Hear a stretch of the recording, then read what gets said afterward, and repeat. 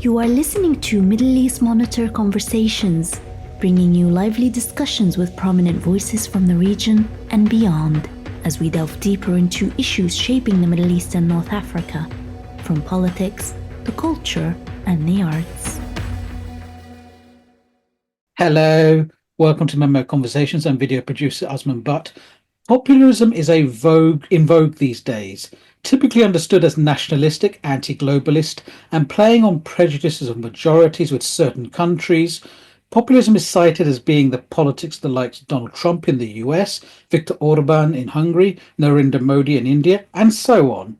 But there is other forms of populism that have different identity bases and operate in different contexts. In the Lebanese context, with a much more religiously sectarian and fragmented political landscape, political populism constitutes itself within a religious and confessional politics.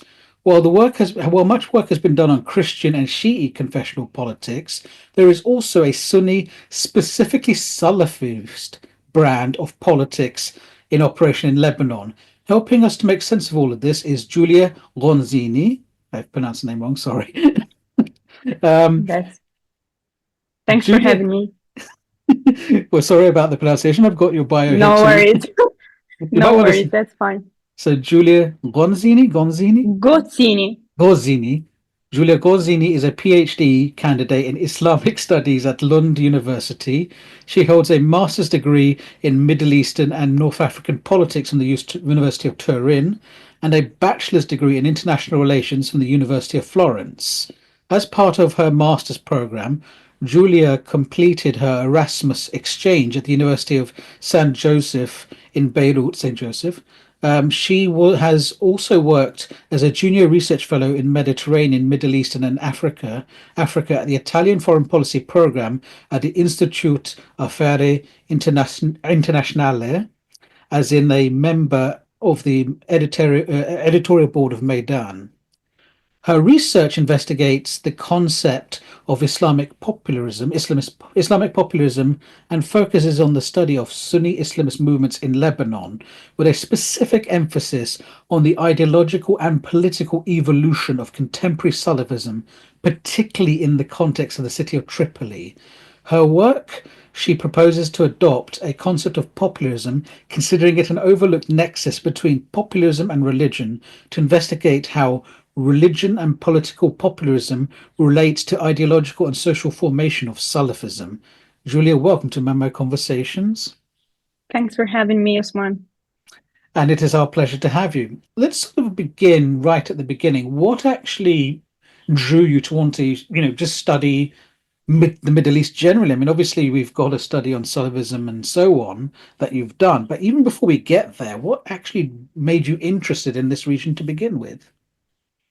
Well, I think it simply happened. There is no rational reason behind it. I was really fascinated by the region, generally speaking, and since the very beginning of my studies in international politics, I was really interested in the overlapping between religion and politics. And I think that from the Islamic perspective, there was something truly, truly fascinating. At the beginning of my research career, I started looking at the Muslim Brotherhood, generally speaking, with a focus on Egypt initially. And then when I started the master's degree, I discovered Lebanon, and I started looking at Lebanon as a country where this kind of overlapping was kind of constitutive of the country itself, not only from the political perspective, but even from the social political perspective. And I found it extremely thought-provoking and fascinating. And during my master, I started diving into the dynamics of the Sunni community, because when looking at the literature on Lebanon, it's striking that not so much attention was devoted to the study of Sunni Islamism and generally the dynamics of the Sunni community, despite being extremely relevant for the contemporary politics of Lebanon. So most of the studies usually are centered on Hezbollah and the Shia, the political Shiism kind of trajectory. And most of the time, I mean, the focus is on Beirut as the capital city. So I started just exploring what was happening within the Sunni community, and I found out that the community was undergoing a kind of existential crisis, I would say, especially starting from 2005. And this has created new spaces both in the political and the religious field for alternative leaderships and alternative actors, which have progressively employed kind of populist rhetoric and narratives. And so starting from this and starting from retracing the multiple crises that have affected the community, I discovered the context of Tripoli as a truly inspiring context because Tripoli is a kind of microcosm where we can observe many different dynamics that are undergoing not only in Lebanon but also in the region more broadly. And where these dynamics, which were inherent from the Sunni community, found a kind of exacerbated and paroxystic kind of manifestations. And so, with the master thesis, I focused on the emergence of populist winds within the political field in the Sunni community. And with my PhD project, I'm looking at the emergence of populist forms of religiosity within the religious field in the Sunni community. And I focused my attention on the context of Tripoli, where I'm looking at the dynamics and the evolution of contemporary Salafism, as you said. It's an interesting field. So when you sort of, I mean, you've done, obviously you're not doing your PhD on it, but you started with your master's. But when you were sort of doing this sort of research, how did you sort of go about sort of doing that research? Did you, for example, obviously you read articles and so on, but did you sort of travel to Tripoli? Did you do interviews? How did you sort of conduct the research? I mean, of course, the basis of my research were first a kind of acknowledgement of the literature that was existent, and as I said before, there is not so much. So fieldwork was a kind of necessary. As you said before, I spent some time in Beirut at the beginning, and then I went back to Tripoli later during my PhD. I must confess that due to the regional instability, my fieldwork plans were particularly, affected. And so I wasn't able to conduct a full fieldwork as was initially planned in my research. And so I moved to the digital space. When it comes to Salafism and the analysis of Salafism, I met some people when I was in Tripoli, not for formal interviews, but more kind of informal conversation that gave me an idea also of the context that I was working with and the kind of sentiments and feelings that were prevalent in society. At the same time, now, since I was kind of forced to revise my plans, my original plans, and I wasn't able to go back to Tripoli for my proper fieldwork, now I'm working mainly with digital data. And so I'm looking at the presence of the Salafi sheikhs online, the kind of discourses that they're building, the kind of sermons that they are delivering every week. And so I'm looking more at the narratives that they have been building throughout the years. So this might be a good time now to talk a little bit about who are the Salafists. What is, we talk about Sunnis in Tripoli, but tell us a little bit about them. How did they sort of come to be? Who are they? Now, first of all, when we are talking about Sunni Islamist movements in Lebanon, we are talking about a highly fragmented and highly diverse landscape. So this is true across the country, and this is even more so in Tripoli. So mapping and categorizing this group is something particularly tricky because these are ideologically volatile, are politically fluid groups addressing different kind of constituencies, pursuing different agendas, sometimes even competing ones, and receiving also funding from different sources. So these groups are not a unified bloc. They are in constant competition among each other, and each movement promotes its own distinct vision of Sunni identity. So even defining what it means to be Sunni in Lebanon is in itself a point of contention among them. When it comes to Salafism, again, Salafism mirrors this kind of internal fragmentation because this is such a big umbrella, a wide contested term in itself, and is not monolithic. So it is a quite diverse movement with different currents and different manifestation. Generally, when we talk about Salafism, we can identify three main strengths. The first one is quietist Salafism. So the Salafism that rejects actually political engagement and focuses on religious preaching, the da'wah. Then we have the political Salafism, which actively engage in politics. And then we have the jihadi Salafism, which I want to stress the fact that it's a minority within Salafism, which advocates for violent jihad as a means of transformation. Now, the rise of Salafism in Lebanon is closely connected to the history of Tripoli. Tripoli is the second largest city in Lebanon, and it's a Sunni majority city. So the 90% of the population is Sunni, with a 10% of the Alawite minority, which is a very significant minority. And Tripoli itself represents a kind of a bastion of Sunni political and religious activism. So over time, Salafi narratives have undergone a process of Lebanonization, in the sense that they have incorporated very local grievances despite maintaining their traditional universalist rhetoric. And these grievances are deeply tied to Tripoli's historical memory and the events that have shaped its history of political activism, contentious activism, and forge also its collective identity.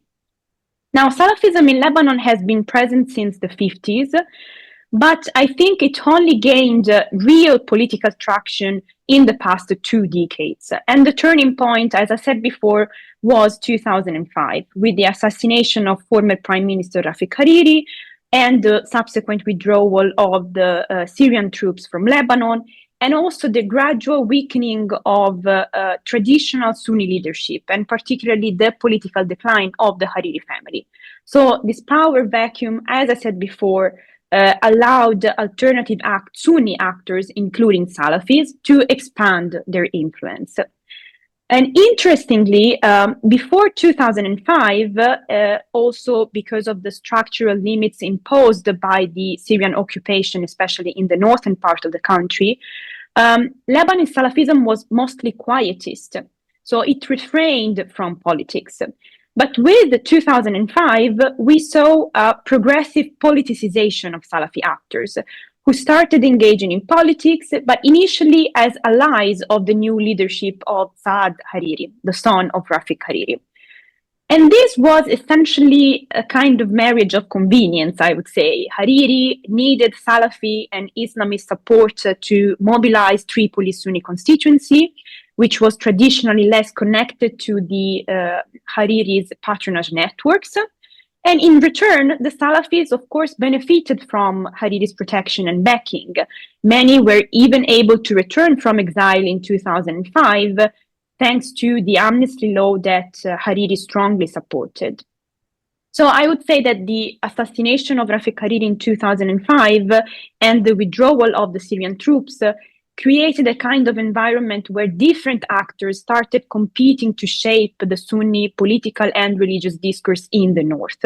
And the new challenge for Hariri was to exploit this Islamist mobilization while containing its expansion. Now, the Salafis, on their part, started adopting a kind of virulent sectarian rhetoric centered on the Sunni victimization. So framing the Sunni community as systematically marginalized and oppressed. So in my view, and that's why also my PhD project connects to my master's project, it is impossible to understand the political and ideological evolution of contemporary Salafism in Lebanon without looking at the dramatic decline of the Lebanese Sunnism itself. So after 2005, the Sunni community entered a deep identity crisis, disoriented, lacking a strong leadership, progressively losing faith in its own traditional institution, both political and religious. And this crisis was exacerbated by this widespread perception of victimization, of marginalization, politically, economically, socially, which was also fueled by the simultaneous rise of political Shiism and Hezbollah as a dominant actor, of course. And there are many key events that reinforce this perception, including the 2006 Lebanon war, the 2008 clashes in West Beirut, where the Sunni weakness was made painfully evident even in the battleground, if you want. So the Salafists tapped into that discontent, vocalized it, and positioned themselves as protectors of the Sunni community. And this gradual shift allowed them to progressively break away from their previous dependence on Hariri, making them, by 2011, independent political actors. So the start of the Syrian civil war was, in that sense, a big game changer. And this was true more broadly, even regionally speaking, because the Arab uprisings marked a turning point in the politicization of Salafis. So with so-called political Salafis actively supporting the uprisings, and more generally the demands of social justice, of equity. And in Tripoli specifically, the Salafi networks immediately mobilized in solidarity with the Syrian people's struggle against the Assad regime. So at this stage, the Salafi rhetoric became explicitly populist. So they framed themselves as the voice of the Sunni people in direct opposition to what they saw as a corrupt, as a detached elite, Sunni elite. The state itself became the enemy, with Salafi preachers increasingly embracing anti-establishment stance, portraying Lebanon's institutions as complicit in the Sunni marginalization. And the most severe criticism was directed to Hariri himself, Saad Hariri himself, a failed leader, someone who had allowed Sunni to become weak, to become vulnerable. So this blend of populism on one side and sectarianism on the other side was particularly powerful in Tripoli. So many Salafis began using virulent anti-Shia rhetoric, portraying Hezbollah as the architect of a global conspiracy aimed at eliminating Sunnism. And this conspirational rhetoric was, of course, exacerbated by that sense of victimhood, where Sunnis are painted as victims of a systemic oppression. So, for instance, Tripoli's poverty and neglect was presented as a proof of an intentional campaign against the Sunnis.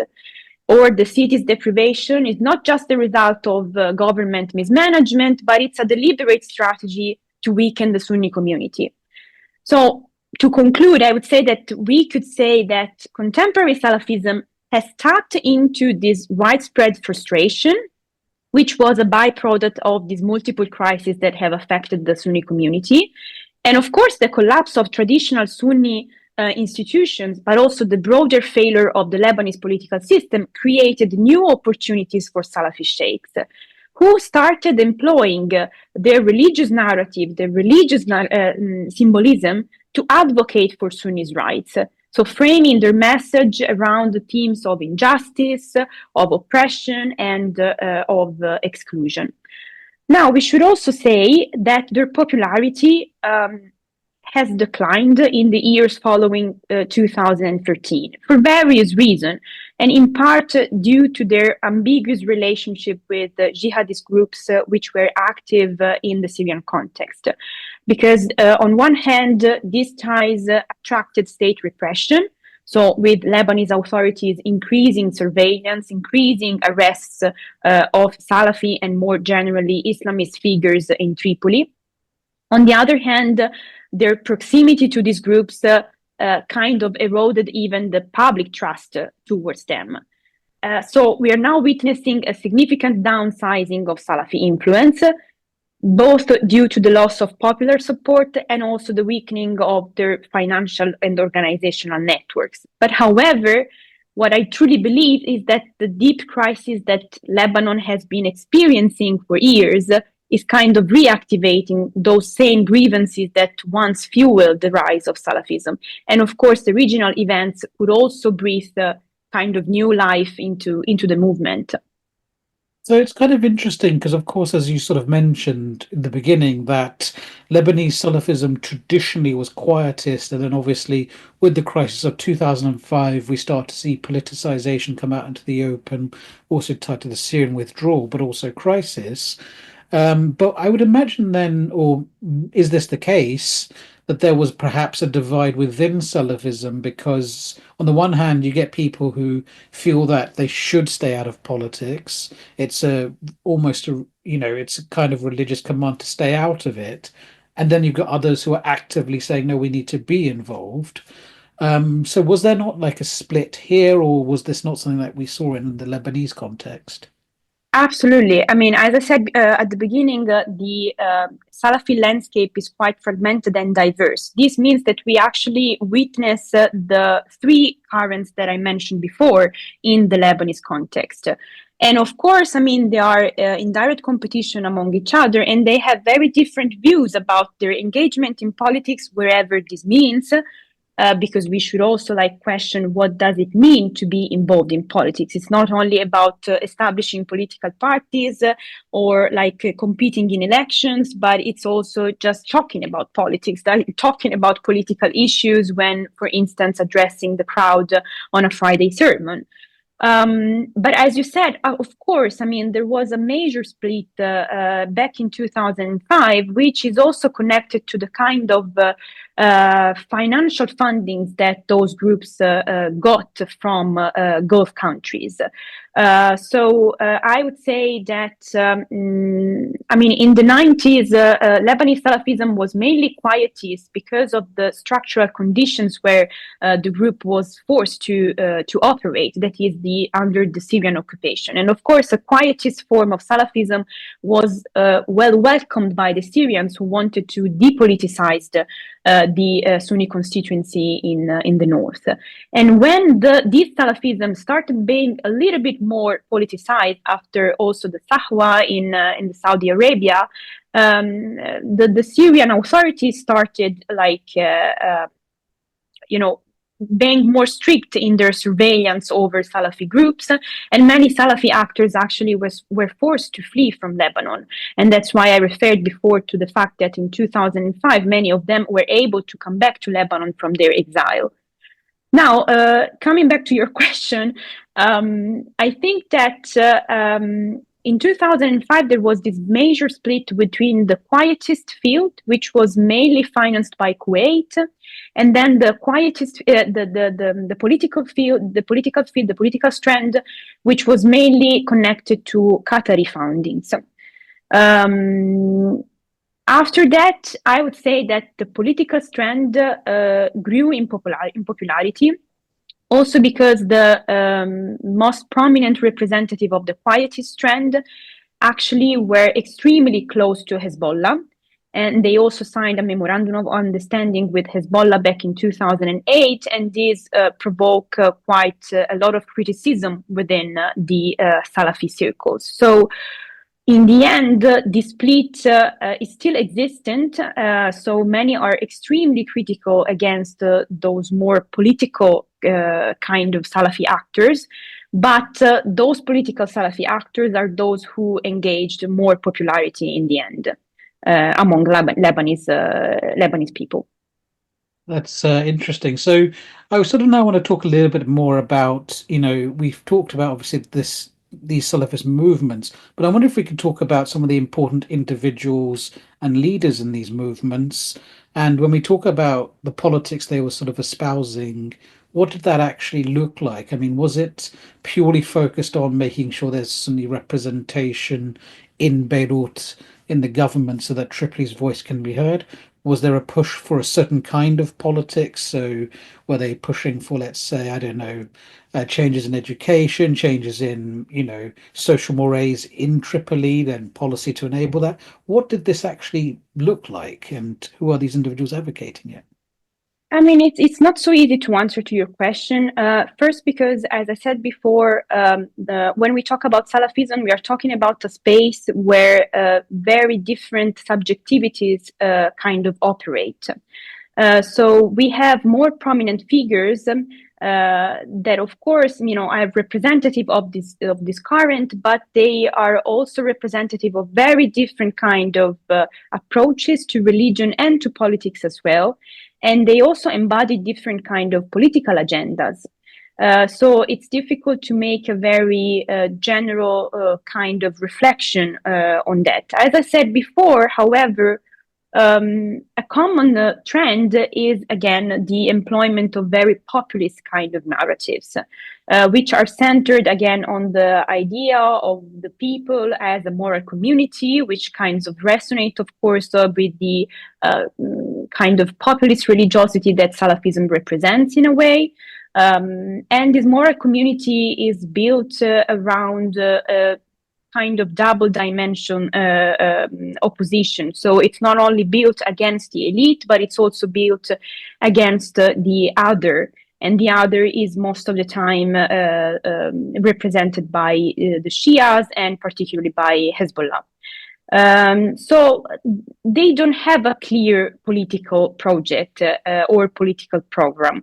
They represent different types of populism. And I would say most of the time it's a kind of confrontational populism, in the sense that they are against, but they are not for something, or at least their kind of vision is not so structured. And from the religious perspective, of course, as Salafi actors, they are promoting a kind of purification process of the creed, of practices, and so they are denouncing the moral decay of the Muslim society, generally speaking, not only in Lebanon, but worldwide, I would say. So there is a crisis which is internal to the Sunni community, and it's due to a lack of, again, morality and a decay in religious practices. So they're supporting a kind of purification process, which also passes through the education, of course. But it's more a kind of, I would say, social-cultural kind of revolution.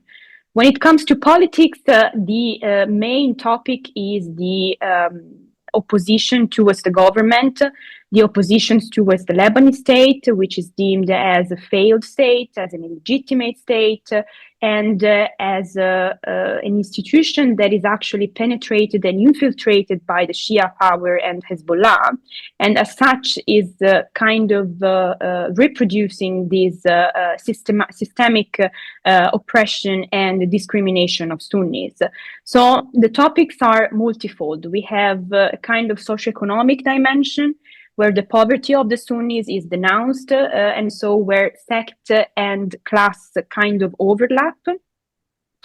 And the north, particularly, and the context of Tripoli, is denounced for its deprivation, for its for the mismanagement by the government, and for its poverty. So the lack of job opportunities, the lack of rights, the lack of dignity also.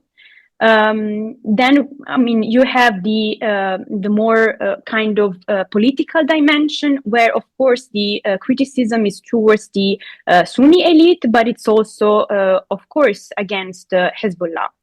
And this brings me to a more kind of horizontal dimension of their populism, so the opposition against the other. Where the other is represented by Hezbollah, but is more broadly represented by the Shia power, embodied by Iran mainly. So you have also kind of regional dimension where Iran is denounced as the enemy par excellence, because it represents like the mastermind of kind of global conspiracy, which is aimed at eliminating Sunnism. So Hezbollah is just like an executor of this, global kind of project. So when we think a lot, you've given us some ideas about this sort of populism that's at play here, but I wonder if we can sort of drill further into that. Because obviously when we think about populism, we think about politics in countries like the USA, Turkey, and so on. But we've also got an entire framework in the sort of political science field around what populism is and how it constitutes itself. How did sort of thinking about what you're seeing in Lebanon. How was popularism useful in thinking about the sort of politics that you're sort of analyzing, the frameworks that come out of popularism studies? Now, first and foremost, as you said, I mean, the term itself, populism, is widely overused. So it is applied today to a vastly different range of phenomena. And as a result, it is even difficult to define populism as a clear-cut political ideology. Maybe it's not even an ideology. So I'm using populism in the sense more of a discursive repertoire, a discursive practice that, despite taking on different forms, has one fundamental common feature, which is this opposition between the people on one side and the elite on the other side. However, both of these concepts, so the people and the elite, function as what we call as empty signifiers, which means basically that these are empty terms that we could fill with very different meanings and very different characteristics. So the definition of the people, so who belongs to the people, the characteristics of the people, its ideals, its values, is highly fluid and so constantly shifting. And as a consequence of that, populism is an extremely flexible phenomenon that might take on very different forms across various contexts, but even within the same political context. So when we talk about populism in Lebanon, we must situate it within a highly specific political and institutional context. We could say that Lebanon's consociational system has enabled the emergence of populist movements that are rooted in distinct communitarian identities, so each competing for control over state resources. And in that sense, I would define populism in Lebanon as a communitarian populism. So unlike the traditional nationalist populism that we see in the examples that you mentioned, for instance, Lebanese populism is not centered on the nation state, but rather on sectarian communities.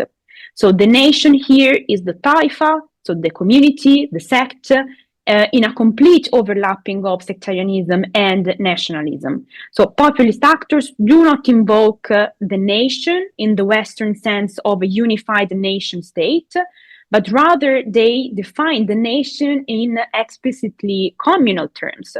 So Lebanese populism operates within the sectarian framework, advancing claims, demands that are based on communal interests. So in this context, the people is the community. And as a result, populist narratives in Lebanon are deeply intertwined with the sectarian power structure. Now, as I said before, my research has primarily focused on the Sunni community. And as mentioned before, the weakening of Hariri's leadership, this growing sense of Sunni victimization, have created fertile ground for the rise of alternative leaders and alternative powers with strong populist connotations. And this is evident in both their highly sectarian rhetoric, where, as I said before, the people, that is the Sunni community, is defined in opposition to other communities, and mainly the Shias, but also their harsh critique towards the traditional Sunni elite, so with this vertical dimension, which is more typical of classical populism. And all this within a strong anti-systemic narrative. And this is true both in the religious and in the political sphere, with Salafi rhetoric representing a particularly clear example in that sense. Now, I think that this framework is particularly effective in Lebanon today because the persistent fear among communities of being dominated by others makes populist messaging, which is centered on the idea of distinction, of opposition, of confrontation, and even victimization, especially powerful. So this rhetoric is also reinforced by the country's extreme socioeconomic inequalities, widespread distrust towards politics. So Lebanese politics has traditionally long struggled to incorporate mass participation, so remaining mostly an elitist enterprise. And so in this context, populism kind of disrupts this model, no, positioning itself as a vehicle for the people against the entrenched elite. And inevitably, this also resonates with the broader sentiment of hostility towards the state, which is often perceived as an enemy rather than a legitimate institution. And I think it also interestingly, even the Thawra, so the October 2019 uprising, can be seen as a form of populism, which of course in that case was cross-sectarian, so maybe closer to the nationalist type of populism that we are more familiar with. But the protests were characterized by very populist slogans. I mean, you will remember one of the most famous one was Killun Killun, which means all of them, which encapsulates a total rejection of the ruling class, right? So I think that despite these unique characteristics, according to which we define Lebanese populism as a communitarian populism, in the end, the Lebanese populism shares key similarities with the examples that you mentioned before. So its rise is driven by the same underlying factors. So this deep-seated frustration with a political class that is perceived as corrupt, as detached from the people's real needs, a sense of systemic injustice, the effects of unequal socioeconomic order. And in Lebanon's case, populism is shaped, of course, by the country's sectarian framework. So it doesn't operate at the level of the nation state, but within distant communitarian spheres. And this makes it fundamentally different from the nationalist populism seen in places like the US, Turkey, or Hungary. But at its core, I think it remains a response to the same widespread discontent with a failing political and economic system. It seems to me another thing it might seem to share with those other popularisms that Afro mentioned is that, like a lot of these other popularisms, there's no necessarily grand vision of what the future ought to be per se. There's no even greater ideological vision. It's mostly a politics of crisis. We're in crisis. These are the people to blame. And there's not necessarily an entire solution to that problem per se. There's a lot of criticism of it. And it feels like this is what I'm hearing here, that there is a very similar approach here where there is no actual grand vision for what the future ought to be. Is that a fair characterization? Absolutely. Absolutely. Yeah. As I mentioned before, I mean, you don't have a clear vision of the future. You just have like a strong opposition to the present and to what is represented by politics and by the kind of political order. And this is something constitutive of populism, I would say, even elsewhere. I mean, this kind of opposition towards the order, this anti-systemic, anti-establishment narrative, which actually is not grounded into a real political program, into a real socioeconomic program. And this is also, of course, the paradox of populism, which is anti-systemic, but you don't know for what is for, right? And that's the problem when, of course, the populist actors come into power and have to face the, paradox of being the power after criticizing the power and everything that was connected to it. And that's also why I think that in the Lebanese case, it's truly interesting to see how these actors didn't establish a political party yet. And I think this is not a coincidence in that sense, because maybe it's more beneficial to stay aloof from politics at least formally, and not facing the contradictions of being in power after criticizing the power itself. Indeed. And so, as you sort of mentioned as well, we saw a decline in Salafist influence in politics from about 2013 onwards, but there have been more crises more recently. Obviously, you've mentioned the 2019 uprising, but of course we had COVID, we then had the Beirut port blast, and you had obviously the general financial crisis. And now more recently, of course, you had Israel's war on Hezbollah, which took place over much of Lebanon. So how has, these events impacted the Salafist movements? I mean, as you mentioned before, the crisis is something from which those actors and those movements actually benefit. So it's not hard to see that the challenges that Lebanon has been facing throughout the recent years have only fueled and revived this populist rhetoric. And these challenges have also given new life to their criticism against the state and against the Sunni leaderships.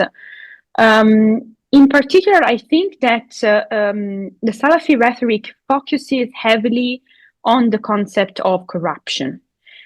Which, as you might easily understand, applies not only to the religious spheres, where it represents a crucial term in Salafi religiosity, which is kind of obsessed with the idea of purity, of purification, of the creed and practices, but also fits quite perfectly within the country's political and socioeconomic context. And of course, the diagnosis from their perspective is that this widespread corruption can only be fought through morality and a return to religion. Now, looking at the events that you briefly mentioned, of course, the economic collapse has hit all the Lebanese communities very hard, but its impact has been dramatically devastating in Sunni majority areas like Tripoli or the north, generally speaking, which were already among the poorest areas in the country.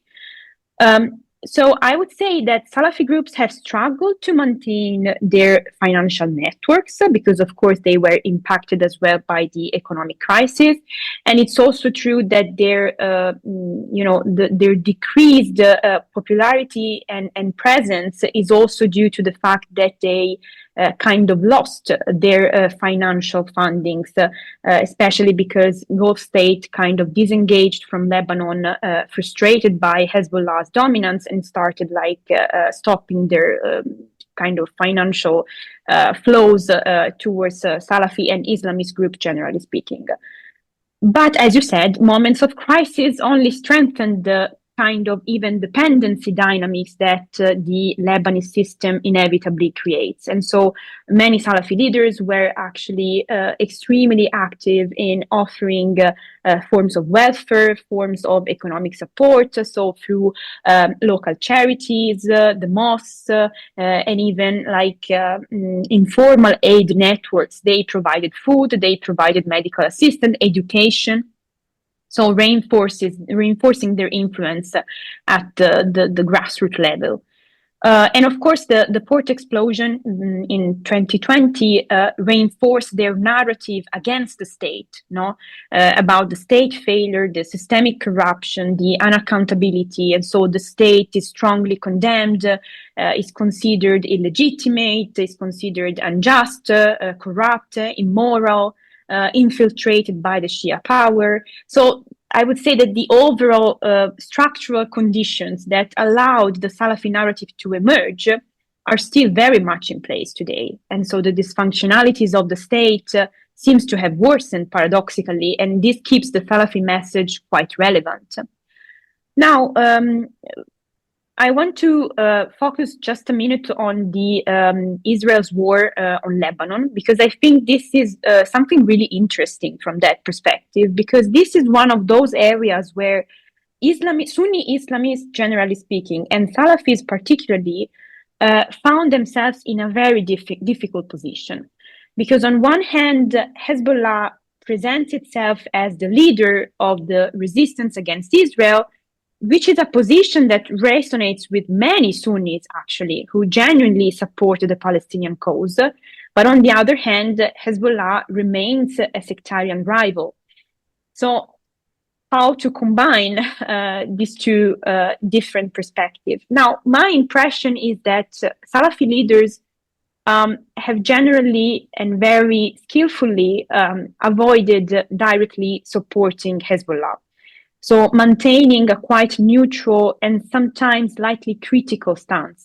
So they have criticized Hezbollah's role in the conflict now, but more generally in the Muqawama, the resistance front, arguing that the Shia militia was using the war and the Muqawama umbrella for its own political gains.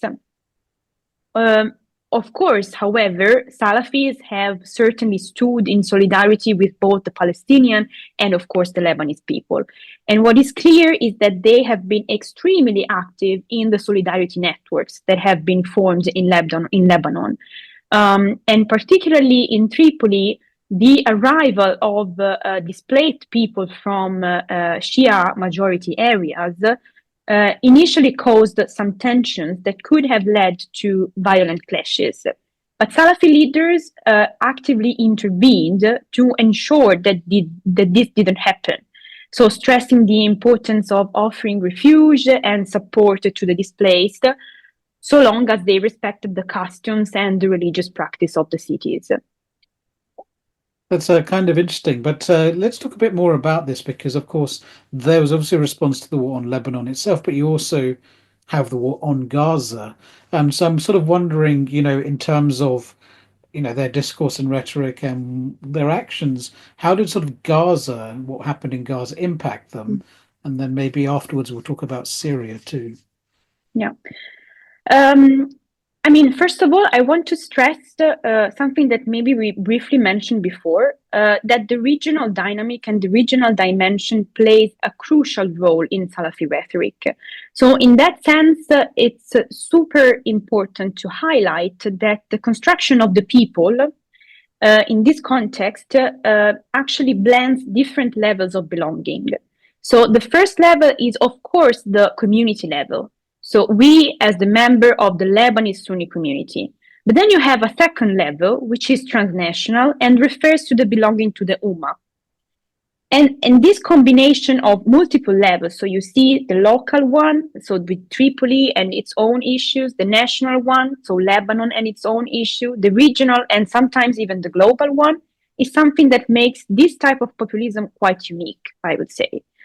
Now, Salafi narratives, as a consequence, are full of references to regional events. And under the umbrella of the usual Sunni victimization, two central themes emerge here. So on one side, you have the anti-imperialism, so the critique against the West, generally speaking. And then on the other side, you have the opposition to Iran. So it's not Israel, the main enemy of Salafis, but it's Iran. And Iran represents the real architect behind a global conspiracy, as I said before, allied with Israel and the US, but it's Iran which is actually working to eliminate Sunnism worldwide, with Hezbollah being merely the executor of this plan on the Lebanese soil. So regional events are usually interpreted through this framework. Now, the war in Gaza and its extension to Lebanon represents one, again, of those areas where, as I said before, the Sunni Islamists find themselves in a tricky position. And this is because it's hard for them to reconcile their fundamental solidarity with the Palestinian cause with their strong opposition to Hezbollah, which has, over the years, and this also makes Lebanon a quite unique place, if you want, somewhat appropriated and monopolized that cause. So I would say that, as I said before, the ambiguity remains unsolved. Salafi welcomed the Al-Aqsa flood operation with great enthusiasm, so framing the subsequent events within this ideological framework. So Israel is condemned as a colonial state that cannot be trusted, alongside a strong condemnation of the international community and Arab leaders who have sought to make deals with Israel, sacrificing the Palestinians. And in this context, the Al-Aqsa operation is seen as an act of redemption, of resistance, so opposing oppression and serving as a means to bring justice. So in a general climate where Sunnis are portrayed as defeated, as oppressed across much of the region, this act is seen as a revival of the Sunni spirit and an end of the humiliation. And of course, this is also framed as a divine sign. But however, again, the relationship with Hezbollah's resistance remains quite ambiguous. It's not solved. And of course, thrown into that, you had the events in Syria where In sort of December, Bashar al-Assad's regime fell, and we saw the rise of HTS, who are now in charge of Syria. How did the sort of Salafists in Lebanon react to this change? Well, actually, they were quite happy about the developments in Syria. And I would say that after December, and so the fall of Damascus, there has been a renewed prominence of Salafis, who have built much of their rhetoric and their initial popularity around their staunch opposition to Assad. So it's no coincidence then that, for instance, after the fall of Damascus at the beginning of December, Salafis gathered at An-Nur Square in Tripoli for a well-attended sit-in, which marked a kind of return of Salafi presence in the public space, which had been more scarce and diminished recently because of the reason that we have mentioned before. And this square was, back in 2011, the site of many Salafi gatherings, many Salafi demonstrations in solidarity with the Syrian people. So it was once again populated by sheikhs who were celebrating the victory of the Syrian people and the new leadership of Jolani. Now, the victory of the revolution is interpreted again as a divine victory, which is carried out by Allah soldiers. This is the term that is used to refer to HTS fighters. And this victory represents again, the triumph of justice. So with the oppressed overcoming their oppressors. Now, it's clear that the Salafi leaders in Tripoli already had strong ties with al-Jolani himself. And this is evidenced by the fact that just a few days after the fall of Damascus, a delegation of Salafi leaders visited him and also the interim prime minister. And interestingly, I think that, the Syrian and also the Palestinian victory, because this is how it is framed by the Salafis, led Salafis to renew their internal demands, especially directed at the Lebanese state. So urging the state to treat the Sunni people justly, because this is the fate of the oppressors. And so the common thread, again, connecting these two experiences is the idea of justice and the idea of the rebellion against oppression. Indeed. And so what do you sort of see as the future of Salafism in Lebanon? Well, this is a tough question. I think it's very difficult to make predictions.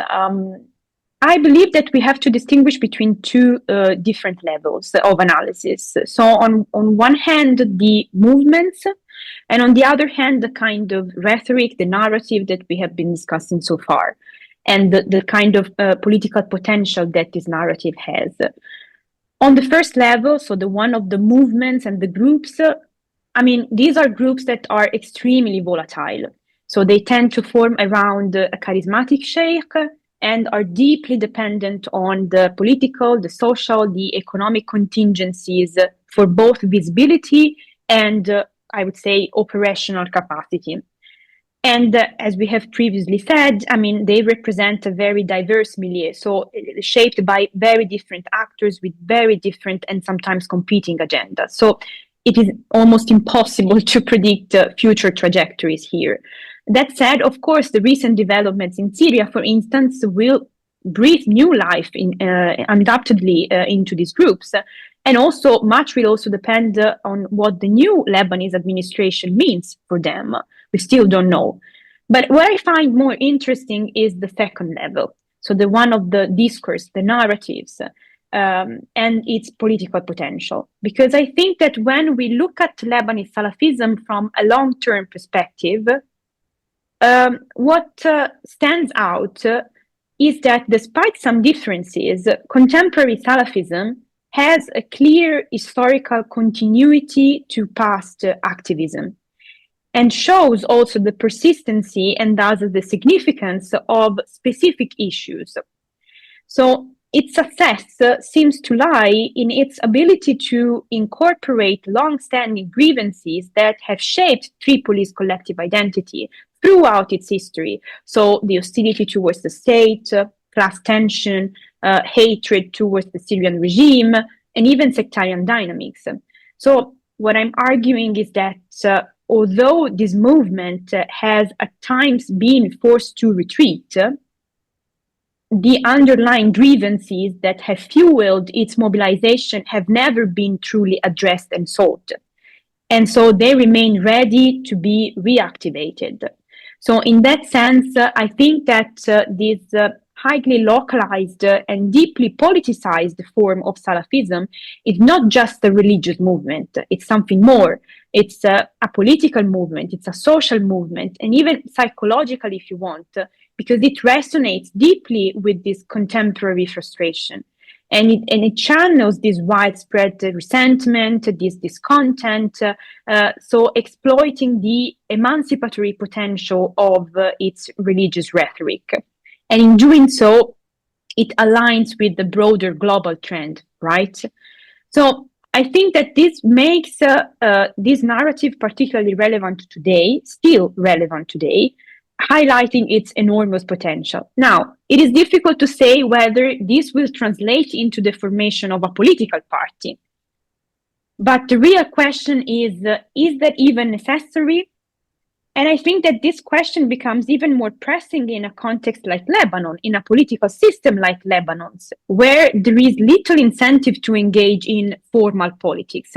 Not only because establishing a political party and competing in election requires resources that these groups might not have, but also because Lebanon has grown increasingly disillusioned with politics.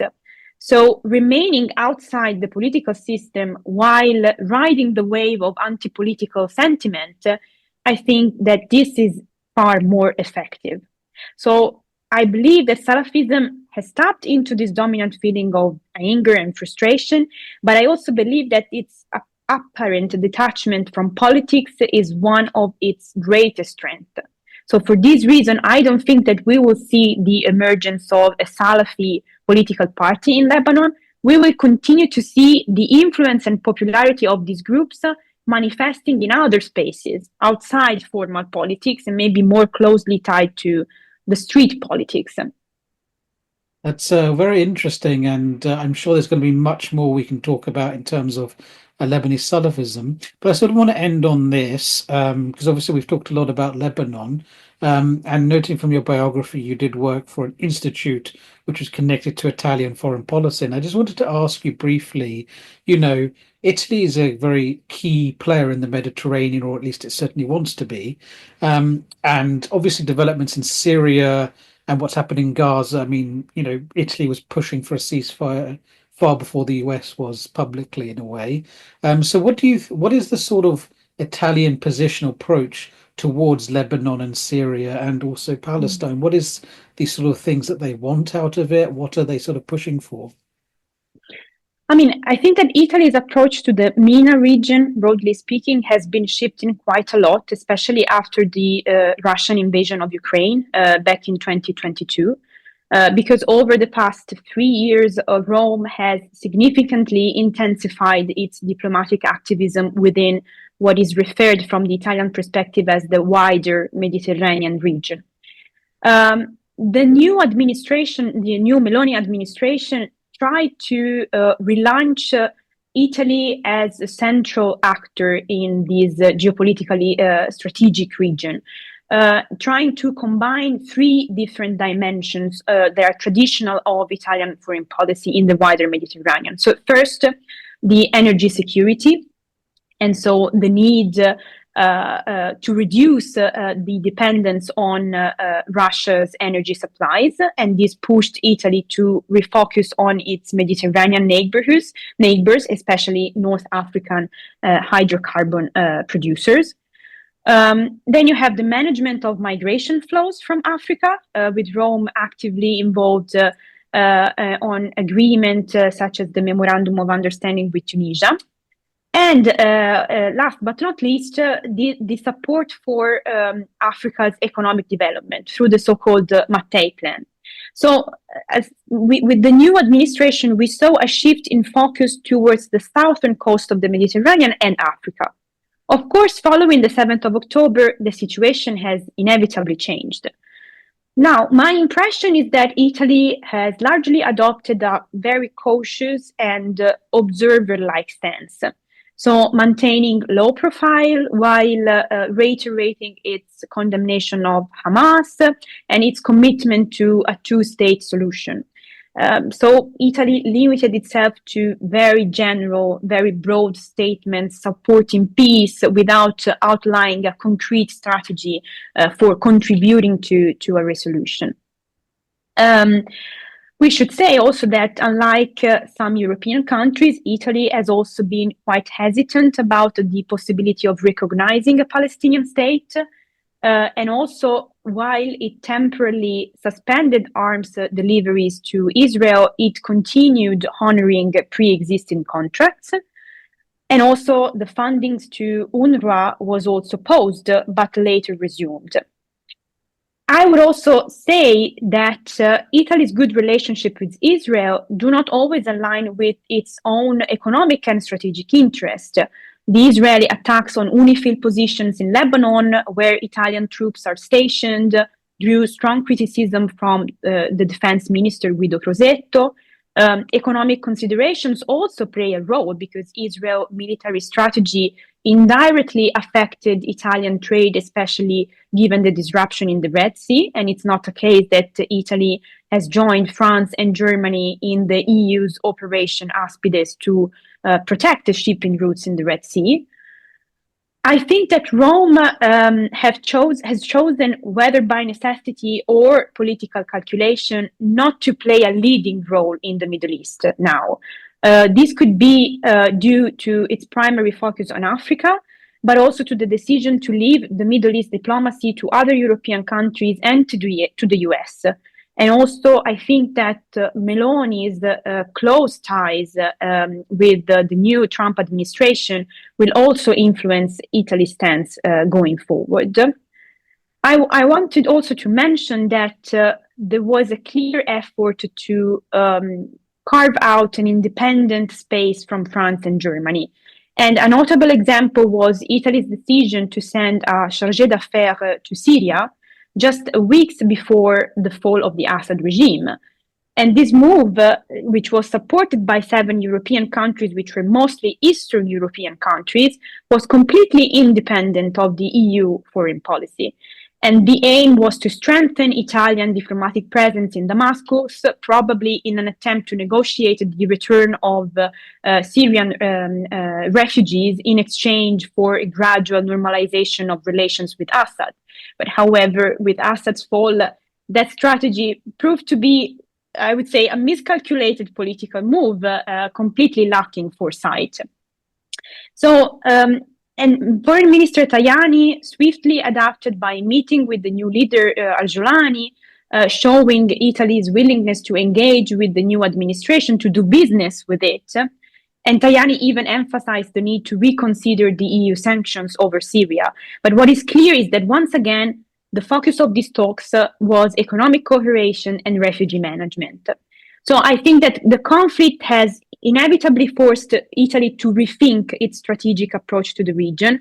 But that said, even if we look at the ceasefire agreements both in Lebanon and in Gaza, Rome is not in a position to be a key player in negotiations. It will largely depend, I think, on what happens at the broader international level.